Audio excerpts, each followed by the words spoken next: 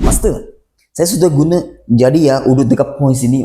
Kenapa saya mau guna siku lagi udut point yang sama? Adam, apa yang you belajar hari ini biar keras? Kesesuaian position kita dalam keadaan untuk urutan dan juga kesesuaian penggunaan bahagian tangan kita untuk guna.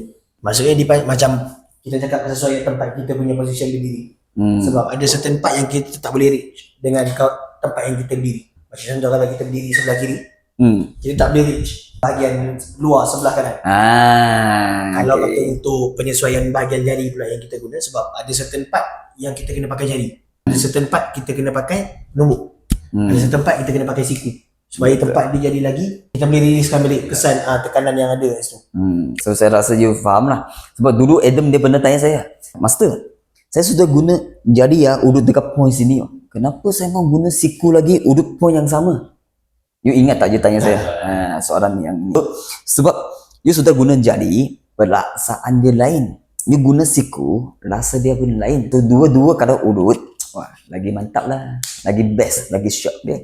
Jangan lupa like, share dan follow.